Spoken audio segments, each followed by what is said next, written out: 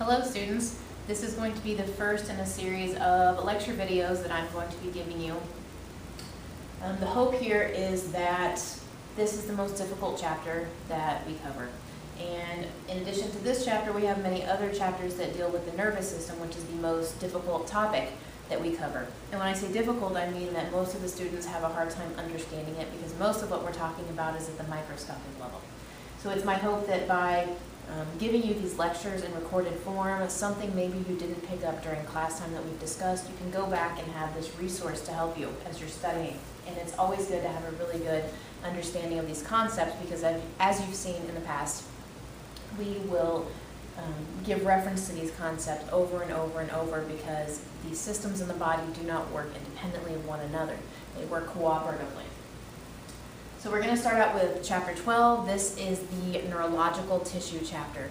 We're going to be talking about chemistry again, anatomical and functional divisions of the nervous system, specific anatomical structures, and what is the functional unit of the nervous system itself.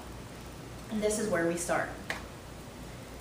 Right, the nervous system is made up of two specific types of cells. One would be neurons, a term I'm sure that you have heard in the past, and this is the cell that is actually the functional unit of the entire system. And then you have neuroglia cells, or sometimes referred to as glial cells. These are supporting cells. They are there to ensure that the environment around the neurons is what it needs to be for that neuron to function the way that it needs to. So they are the support system to make sure that all of your neurons are working correctly. As far as dividing up the nervous system, there are many different divisions. These are the two largest divisions that we can break them up into. You have the central nervous system, which it consists of the brain and the spinal cord. And most of the higher order functions, memory, emotions, learning are going to take place in the brain. You have other motor commands that are going to be processed in the brain. And sensory data, a lot of times this is the intended target. This is where it's going to be taken to so that that information can be processed. It doesn't always have to reach the brain. So we are not always conscious of the things that are happening in our body. But usually they will at least make it to the spinal cord prior to completing the reflex. The second division would be the peripheral nervous system. This is all of the nervous tissue outside of the central nervous system. So all of the nerves, the white tissues that you see in the arms and the legs and in the torso, anything outside of the brain and spinal cord. And when I say outside, I am referring specifically to anything outside. So here's a cross section of the spinal cord, and you see here on the outside you have these extending branches. These branches out here are part of that peripheral nervous system. These are the spinal nerves. And then you have the dorsal and the ventral roots coming into the spinal cord. They are external to the spinal cord, so technically these are also peripheral. So that's what I mean by everything outside of the central nervous system being peripheral. We are going to further divide the peripheral. All right, we're going to go back and you have an entire chapter that talks about the spinal cord. You have an entire chapter that talks about the brain. So we will come back to that. But if we look at further dividing what's happening outside of the central nervous system, we can divide the peripheral system into afferent and efferent divisions. Now, these are words we haven't encountered yet. You need to familiarize yourself with them because we're going to be using them in a future chapter as well. Lots and lots of new terminology, lots and lots of vocabulary in this chapter. If you're following along in the text, this is chapter 12, so I would advise that you actually go and you study the vocab in chapter 12 prior to trying to read the chapter because it will just make it that much easier to understand. And we're also going to be delving into vocabulary as we continue into this PowerPoint. You have afferent division, and when you see the word afferent, think about information or something being brought to something else. So this is information coming into the central nervous system. And a lot of times, the structures that are part of the afferent division, we will refer to those as sensory structures because some stimulus has been sensed and that information is being brought to the central nervous system. What makes up the afferent division? You have certain parts. First thing is going to be receptors. You have receptors in your skin, you have receptors in some of your organs, and they have different functions. They can pick up different stimuli. You have free nerve endings in your skin that can pick up multiple types of stimuli, temperature, pain, tissue damage. What would be something else? You have specific sensors that are related to pressure, so your touch sensation or tactile sense, but these are all types of receptors. They pick up stimuli. And then your afferent neurons, which we sometimes refer to as sensory neurons, are what are going to be carrying that information from the receptors up to the central nervous system. And when I say central nervous system, this can be spinal cord, or it can go all the way up to the brain, depending on what the sense is and what the need is. The other division is your efferent division, and if afferent is bringing in information, then it only seems logical to say that efferent would be taking out information, and this is exactly how it works. Your efferent division is what carries information away from the central nervous system and out toward some effector, and that's another new word. An effector is any target for that information to reach.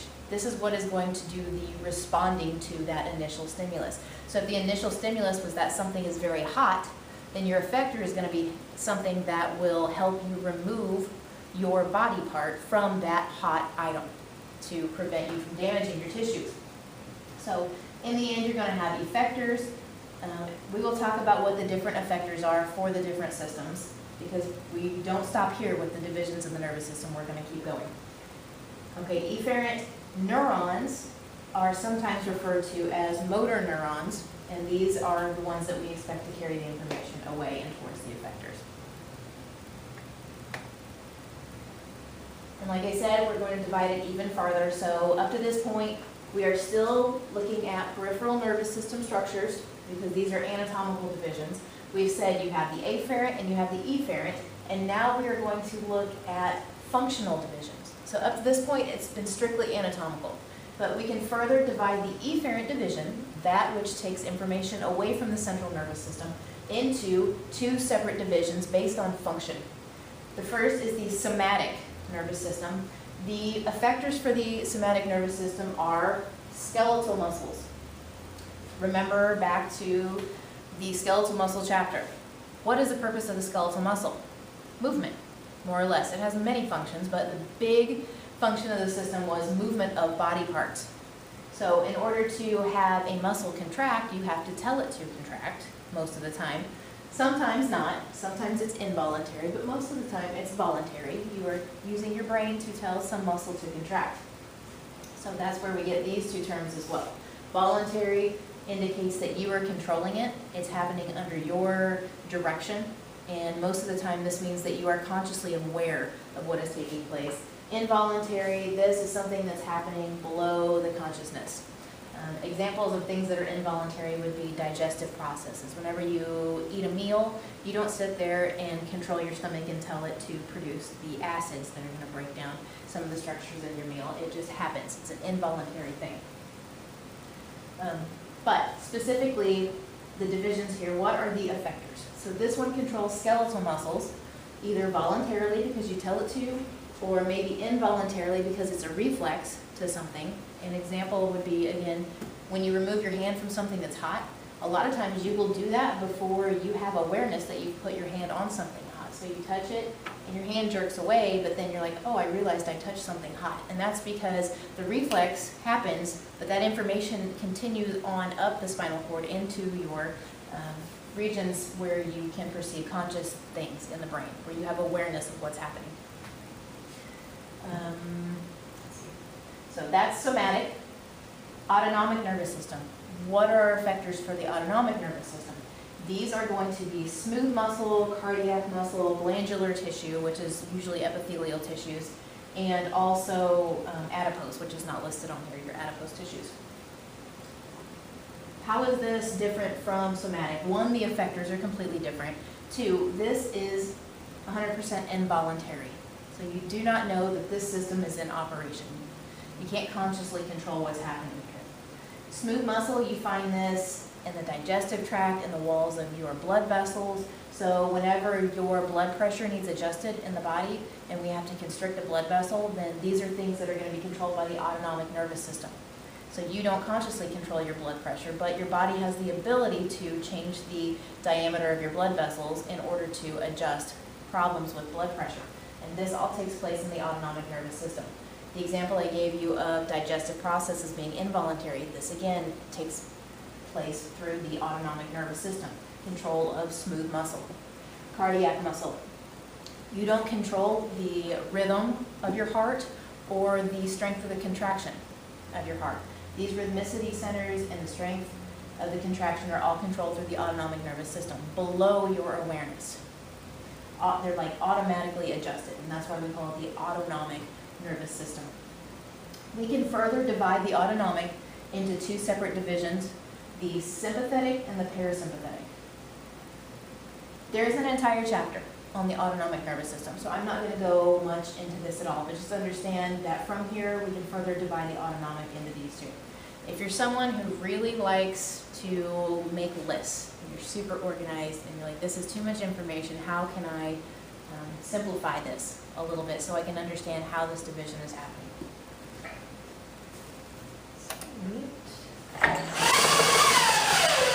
Got some stuff up on the board here.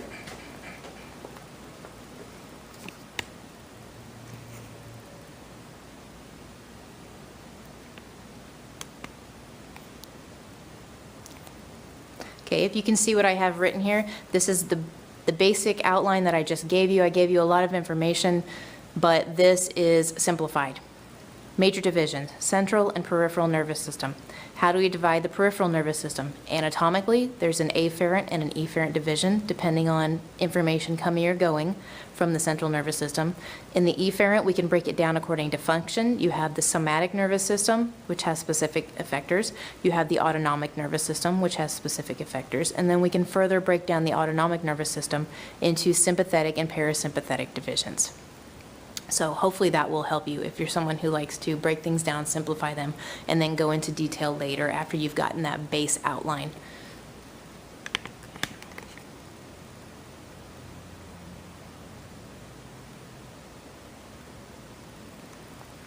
Let's see if I can get this pulled up.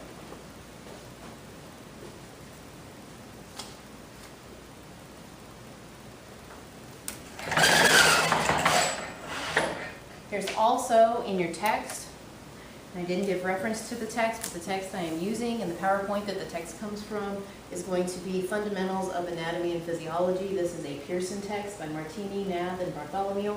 This is the 10th edition. In Chapter 12, there is this particular figure, which is figure 12.1, and this also gives you a breakdown of those systems. So how is this laid out? First, we have to have some stimulation. So stimulus is going to be here. These are your receptive structures. You have different receptor structures. Those also are going to be talked about in a specific chapter later on. From the receptors, that information from that stimulus has to be carried to the central nervous system. We said that occurs along the afferent division of the peripheral nervous system. So here's the peripheral, everything in yellow. And this is occurring along the afferent division. So these would be sensory neurons bringing this information up to central nervous system. So first to the spinal cord, and then it will ascend in specific tracks up to the brain if necessary, or it might only go to the spinal cord and then be a reflex, where it never ascends to the brain, it just automatically has some response. But in either case, it's going to the central nervous system structure. From the central nervous system, we have these things happening. You're processing, you're integrating. Basically, you're just determining what needs to take place. What is the stimulus telling me, and what other structure in the body needs stimulated now in response to that? Once that's been determined, it will send through more neurons, stimulations, through the efferent division, which, remember, this one's a little more complex. This is where we started breaking things down a little more. But we have motor commands that are being sent along motor neurons in the efferent division, and they can be sent one of two routes, either through the somatic, which is going to be affecting skeletal muscles because those are your effectors, or through the autonomic, and remember this is completely involuntary, and they will go either through a sympathetic path or a parasympathetic path, both of them innervating the same types of effectors: smooth muscle, cardiac muscle, glands, adipose. And these two generally have opposing effects to one another, but sometimes they will innervate the exact same structures. So you can have a structure, if it is being stimulated by the parasympathetic, have an opposite effect to something that is being stimulated by the sympathetic division. Okay. It seems pretty complex. Before we move on to talking specifically about neuron structure, how maybe can we understand a little better? What's something you're familiar with already that we can apply this to, that it might be comparable to? Well, what I was thinking is that it could possibly be comparable to the postal system. Before we had phones and technology that allowed us to talk wirelessly or even wired to someone, we had to create these written messages and they had to be sent through the postal system. So in a way we could use the postal system as a metaphor for what's happening in the nervous system would be, I'm saying here in this home some event has occurred. Maybe there's been the birth of a child, maybe someone is going to be graduating high school, but some event has occurred. This is going to be our stimulus. How are we going to get that message over here to this other house? Because we want to tell these people, maybe their family, that this has happened. So if there's going to be a graduation, if we have a teenager who's graduating, we need to tell grandma that graduation is on a specific day. So we have to take that information and send it somewhere else. How do we do that? First, you create the message. So this right here is the envelope that's going to have the message in it. And this is representing the impulse, the nerve impulse.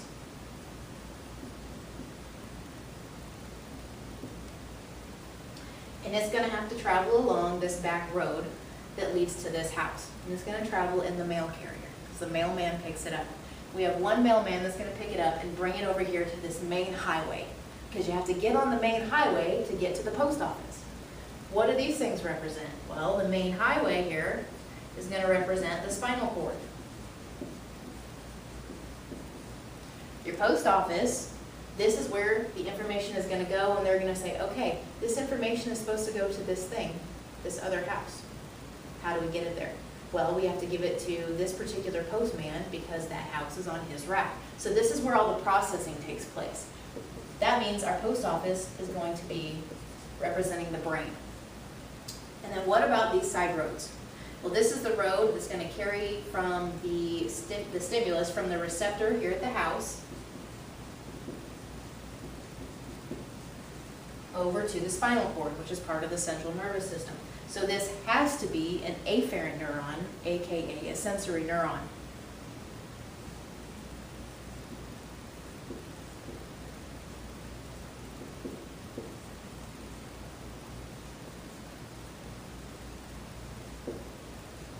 What about this road? This one is it's coming from the post office down the highway, and then from the central nervous system here, this one is taking to the response house. This is where we need to get the information so something can happen. For example, we can buy a gift card with money for this graduate so they can go to college. So this house here is going to be your effector.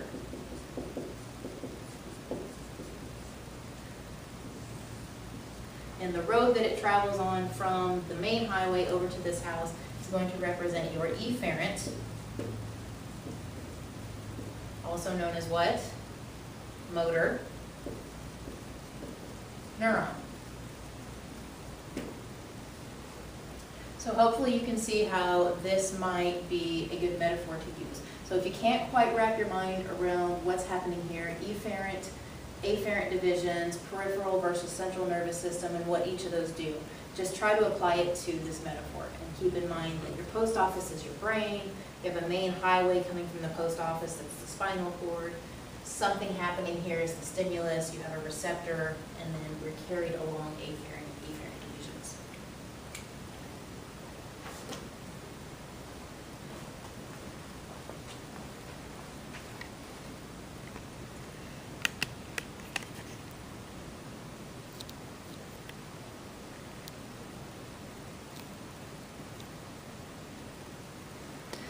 Now let's move on to talking specifically about neurons.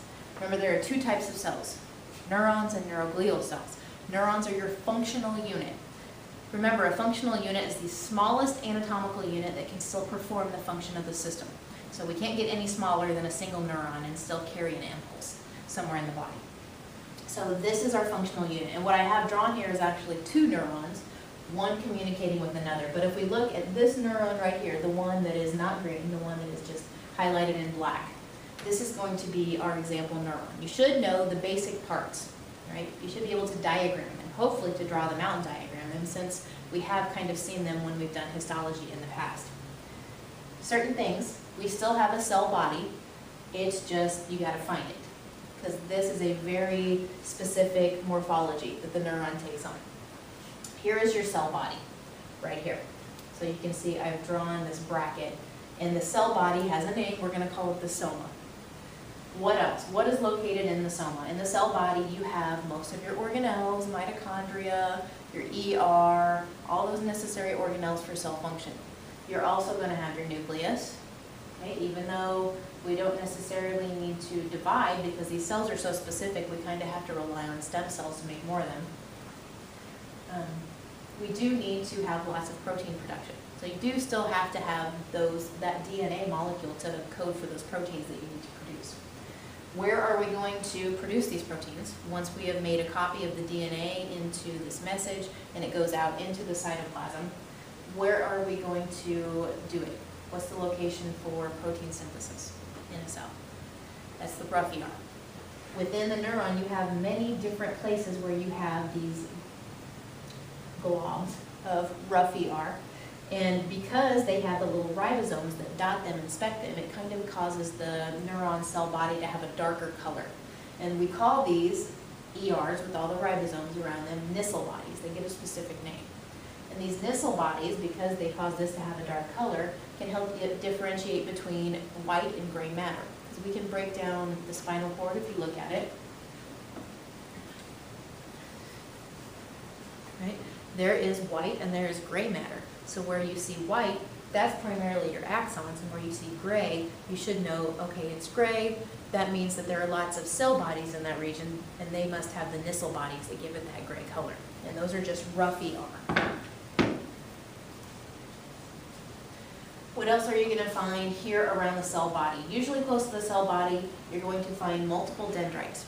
Now don't expect that every neuron you find in the body is going to have this structure. They can have differing structures. They can be unipolar, bipolar. There's different ways that they can be organized. However, this is just a general diagram for what a neuron looks like because it just has the basic parts that it needs. It needs these projections here sticking off of the cell body. These are going to pick up information. Those are your dendrites. So these are what receive the stimuli, receive information, all along here. Kind of like a bad Medusa wig on the outside of the cell body. So if you think this is the head and this is the bad wig, then your wig is going to represent those dendrites, and that's information being received.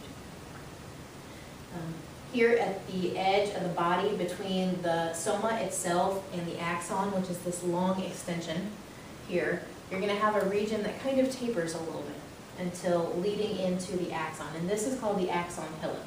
This is a really important place for the generation of an action potential, which is how we carry information from this region of the neuron down here to the end.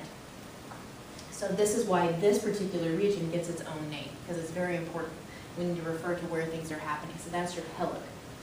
The rest of the length of this extension here is your axon, and then as you get over to this side, it appears that your axon is going to branch. So it doesn't just dead end on one particular thing. If you remember back to the muscle chapter, we said muscles can be grouped into motor units. So you have individual muscle fibers or muscle cells, and they can be innervated by only one neuron. But a neuron itself can innervate multiple muscle fibers, and all of the muscle fibers that one neuron innervates is called a motor unit. So sometimes these neurons control more than one structure. They might be communicating between neurons. It might be a communication between a neuron and some other structure like skeletal muscle or cardiac muscle. Right? So we have to have this branching at the end, and these branches are called telodendria. And at the end of these telodendria, you have these expanded portions, which are sometimes called axon terminals or terminal buds. And this large surface area here is where you're going to have the release of chemicals. As you can see, I have drawn the communication between one neuron and another neuron. But if you look, each one of these terminal bulbs does not directly contact the other neuron. There's not a physical connection between neurons. There's a space. And that space between the axon terminal and in this case, it's the cell body, but between the axon terminal of the neuron and your other structure, membrane, you're going to have a gap. That gap is referred to as a synapse. We'll talk specifically about the events that are happening at the synapse, and I'll expect you to know those pretty well in sequence and down to the chemical level. And again, what gets released into the synapse would be chemicals, and that chemical is going to be a neurotransmitter. We'll come back to all of this, I promise. Right. Let's get this back. And we're not going to do all of chapter 12 today. I'm going to break this down into sections.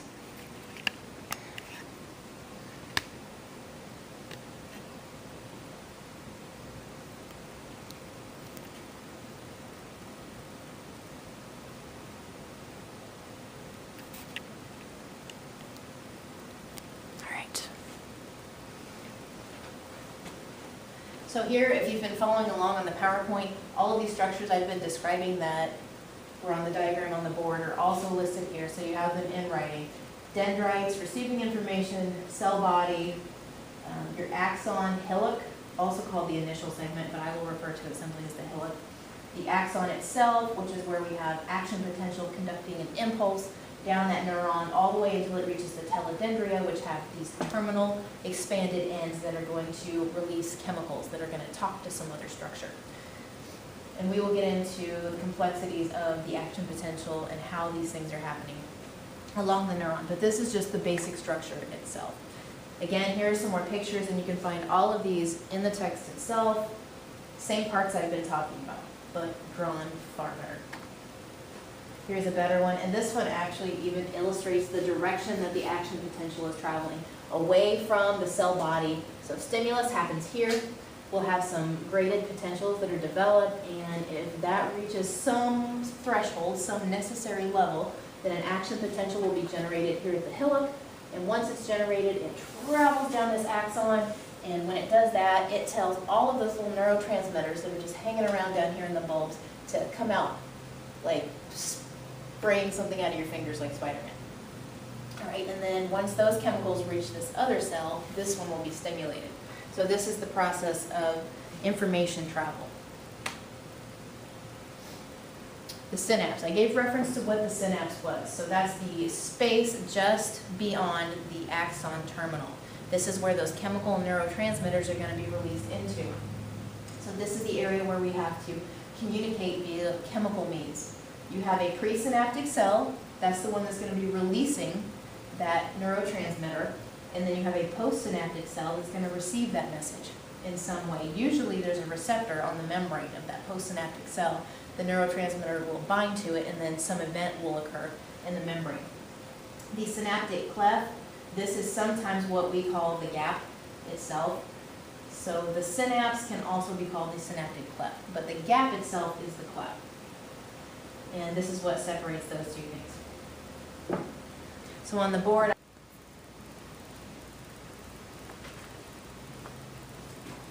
so here again is my diagram on the board. You can see here that we have two neurons communicating with each other. You have the green neuron here, and then you have the white neuron. The green neuron is what we're calling our presynaptic neuron. Pre, before, synaptic, synapse. So before the synapse, we have this neuron.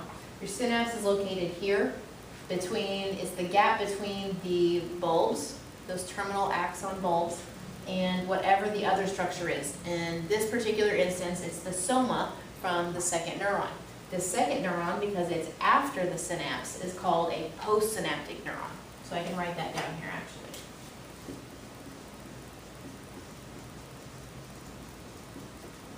Postsynaptic neuron.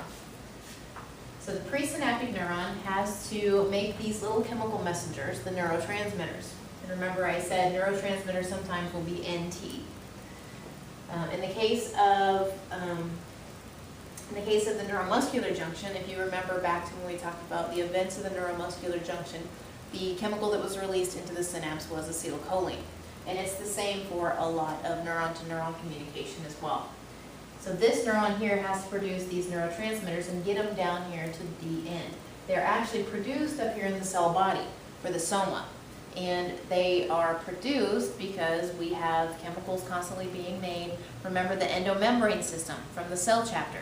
You have membranes, and then in the ER, the endoplasmic reticulum, we're going to be making sugars and lipids and proteins and all of these complex structures or chemicals. We take those and we put them in little containers and we ship them up to the Golgi. And in the Golgi, they're kind of remodified. They might be packaged. They might be pushed. Okay, all these need to go together in one package. And then off of the Golgi, you have these little budding vesicles.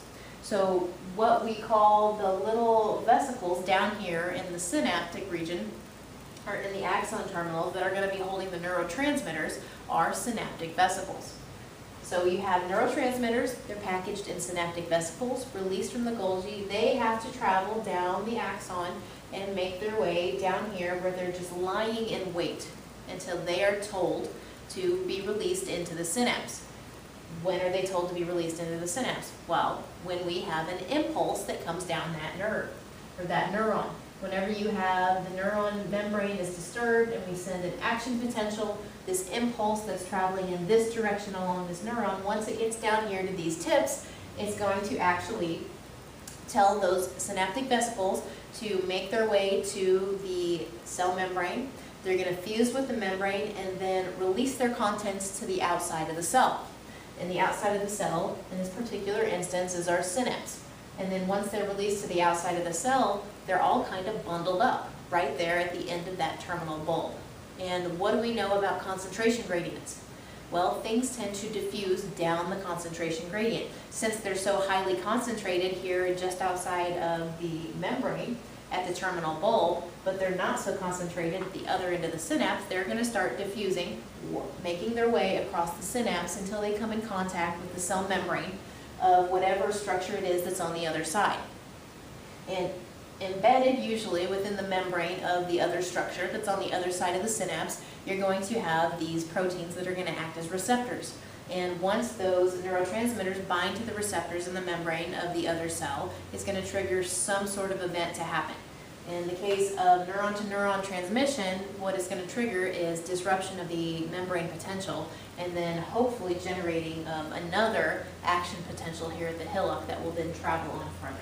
So this is how we have lines and lines of neurons in the body that connect and tell other neurons what to do. So an example of this would be, I was saying your afferent and sensory neurons over here on the post office would be one neuron. So it would be like this green neuron here. But then once we get to the spinal cord, it's going to tell another neuron to be stimulated or inhibited. So if it stimulates another neuron, then that might stimulate something that takes the message up to the brain.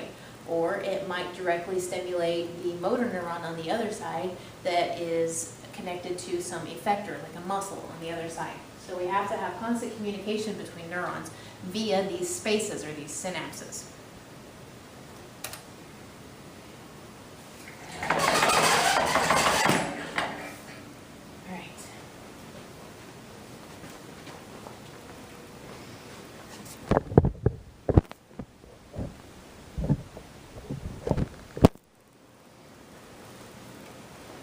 Now, what needs to be talked about? Oh, here's a picture kind of showing you what's happening. This is that expanded end. Here's the telodendria. Here's that axon terminal. And here are all those little vesicles that hold that chemical messenger. And they are just waiting to be released into the synapse, which is here. And then it says here is your postsynaptic membrane. It doesn't tell us necessarily what this cell is, what this membrane belongs to. It just says postsynaptic membrane.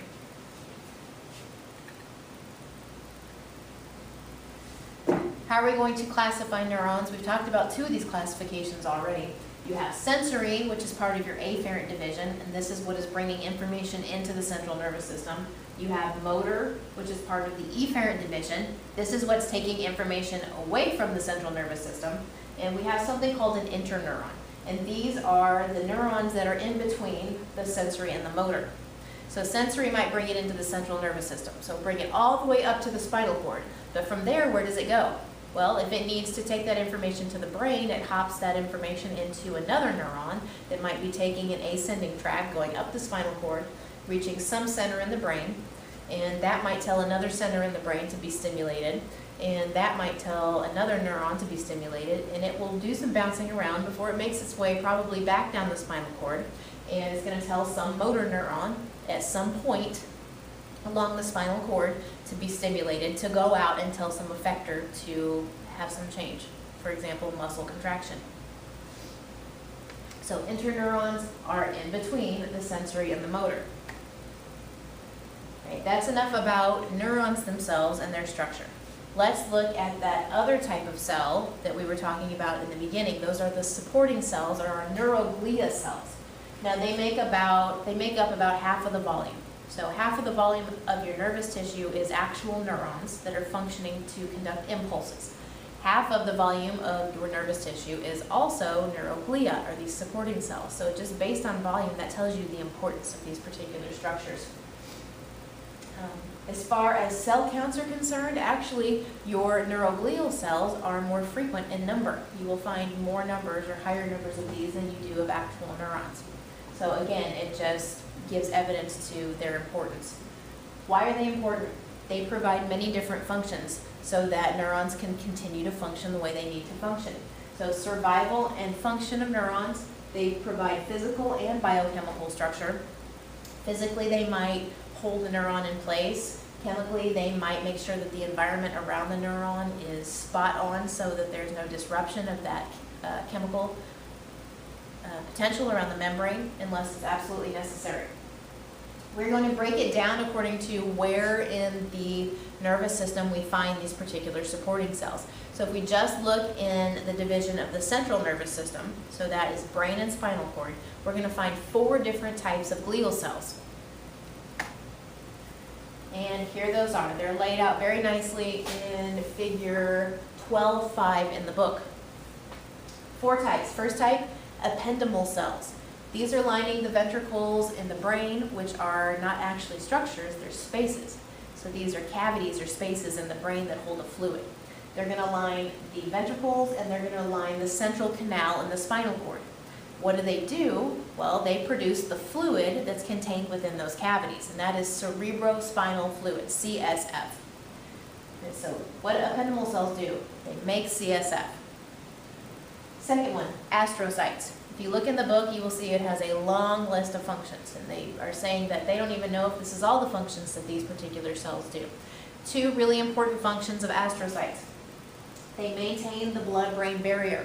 So we need to make sure that nutrients and waste and things that get exchanged between the blood that is in the capillaries that are bringing all of that nutrition up to the brain tissues, and the cerebrospinal fluid within those brain tissues, and the interstitial fluid around those cells is maintained.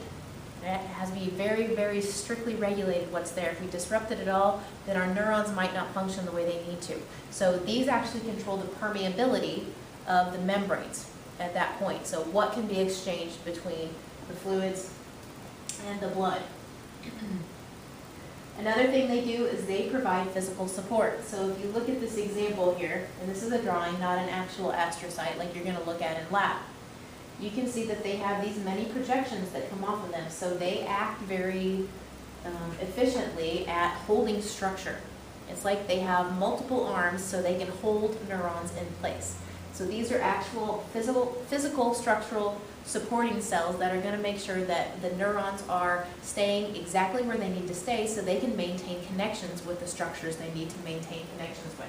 So if you think of astrocytes, think blood-brain barrier, really important, and also they are holding the neurons structurally in place, kind of like our skeleton holds our soft tissues in the form that they are. This is kind of the skeleton part of the central nervous system. Third cell, oligodendrocytes. Oligodendrocytes. These are important for this reason right here. They myelinate axons of neurons in the central nervous system. Very, very, very important function. And we'll talk about myelination in the next slide. Fourth type, microglia. These are your janitor cells. These are actually going to phagocytize debris and waste and pathogens and things of this nature to make sure, again, the environment around those neurons is exactly what it needs to be to maintain function. So these are your 4 central nervous system supporting cells, or your microglia: ependymal, astrocyte, oligodendrocyte, and microglia. You should be able to list those and tell me at least one function of each, and hopefully if I gave it to you, you could tell me what division of the nervous system that came from. In this case, it would be central. Like I said, we're going to talk a little bit about myelination. In the central nervous system, it's the oligodendrocytes that are myelinating. In the peripheral nervous system, it's a different type of cell that's going to be myelinating, but it's the same process. What we are doing is putting this nice insulative cover around the axon. And the point here is to affect the speed that the impulse is being carried down the axon. And I couldn't really think of a better way to show it. Let me show real quick. This is showing you a neuron, and this is a myelinated axon. It has these areas where we have cells that are creating this nice insulative cover around the axon. So this is a myelin sheath, or the myelination here. And it kind of reminded me of taking a bunch of arm floaties and putting them on a ruler. So that's what I did, and this one won't stay up. Right? So we have frozen arm floaty, and I think this is, don't shoot me, Captain America possibly, or Thor, I'm not sure. And over here we have Iron Man, and there's Elsa. Right, so what you have here is each of these might come from an individual cell, or they might be the feet of these cells that are expanding out and wrapping around this axon. So in this case, the ruler is going to represent the axon, and each of these arm floaties is going to represent a myelin cover that's coating that axon. So as you can see, it's not a continuous cover. There are breaks in it. And that is how we can break it down into this terminology that you see here. We have internodes and nodes. The regions where you have myelination we call internodes. So this would be an internode, this would be an internode, this would be an internode, and this. The gaps in between the internodes are called nodes, or nodes of Ranvier. This is the eponym that we've classically used in the past. But nodes is perfectly fine as well. So if this is an internode, this would be a node here. This gap in between where you have bare axon still. So here's a node, here's a node, here's a node. And it's really important because as the action potential is traveling down an axon that's myelinated, what it does is it bounces from node to node to node. As opposed to having to travel the full length of the axon, it can skip. So myelinating your axon actually increases the speed of conduction of that action potential. It happens much, much faster. And this is very important. You have some neurons, for example, in your leg, sensory neurons, that you might have receptors in your feet. But that sensory neuron has to carry that information all the way up the length of the leg and into the lumbar region of the spine before it reaches central nervous system tissue. So some of your neurons have very, very, very long axons, the full length of your leg. That's very long when we consider the things that are happening at a chemical level. So it's very important that these are all myelinated. You find many of the neurons in the peripheral nervous system, their axons are myelinated because we have to transmit that information as quickly as possible to make sure that no damage is incurred. Another thing that it does, these myelin sheaths that are produced are white in color. So regions of these systems where you see white tissue usually is an indication that you have myelinated axons. Regions where you see gray tissue means two things. One, it's unmyelinated. Two, what we probably have in these regions are cell bodies, or somas. And what was it that was in a soma that made it have that gray color? Remember? It was a Nissl body. So it was those rough ER patches all around that soma that gives it that gray color. So you have Nissl bodies in somas in unmyelinated regions, and that makes for gray tissue. Here's a cross-section of the spinal cord. So as you can see, here's the cross-section. You have this internal structure that kind of looks like a butterfly or an H, and this is gray tissue. So that would tell me I probably have lots and lots of cell bodies and unmyelinated axons in this region of the spinal cord. Out here where I see all this white, those must be myelinated because they have that nice white color. So it creates the division of white matter and gray matter in both the brain and the spinal cord. Here's one of those generalized pictures. This is from the book, and this is not a picture of one particular portion of the nervous system. This is just a picture or a diagram that's showing you all of the various types of glial cells that you can find in the central nervous system. So here in blue you have neuron cell bodies, and then this would be an oligodendrocyte, and it's extending out its feet to provide these myelin wrappings around the axons. You have microglial cells that are going to come around and pick up debris and waste products and be the janitors or the cleanup crew. You have astrocytes, and it's kind of holding these neurons in place to make sure they maintain the correct connections. And then also you have ependymal cells producing cerebrospinal fluid that is then leaked into the central canal or secreted into the central canal.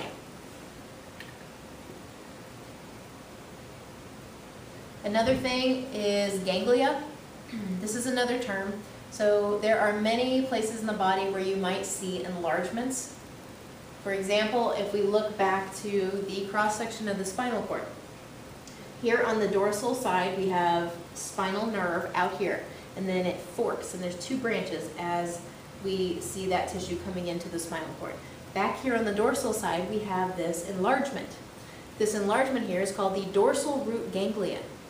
And that is because we have a mass of cell bodies here. This is where you find the cell bodies for sensory neurons that are bringing information into the spinal cord.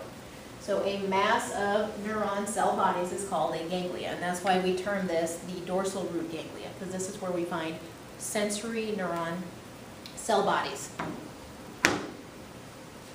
Found in the peripheral nervous system, you have many ganglia. We will see this especially when we look at the chapter on autonomic nervous system.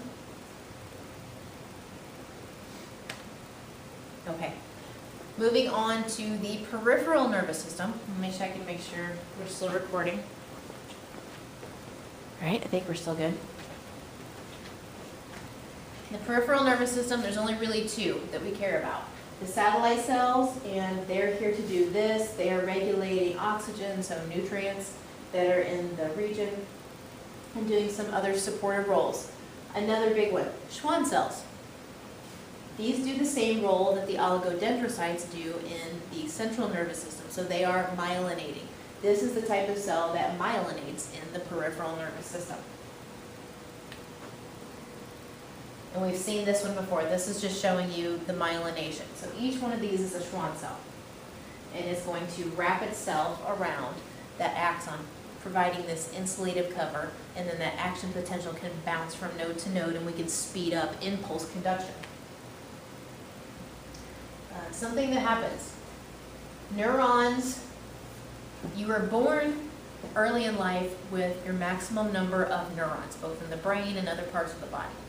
And what happens is over time, as we develop connections between neurons, that tells our body, hey, we need to keep these, but we have these others that aren't being used, so let's kind of weed them out. And then you lose quantities of your neurons as you gain the ability to produce functions. So as you're a baby and you're learning new things, such as hand-eye coordination, you're making connections between neurons in the brain. And then every time you stimulate or communicate between those, you're solidifying those connections. And so the body says, hey, we need to keep those, they're important. And this is how we do repetitive, routine things every day without even thinking about it. Sometimes we can do damage, but we can't really just make new neurons. They don't divide to produce new cells. It doesn't work that way. You'd have to have stem cells to produce new neurons, but they might not produce them in the region they need to be produced. So you can have some regenerative function if the damage is occurring in the axon. Whenever you have damage, you can have what's called Wallerian degeneration. And this just means that if the damage occurs at this point here in the axon, everything distal to that, everything beyond it is going to degenerate and start to break down.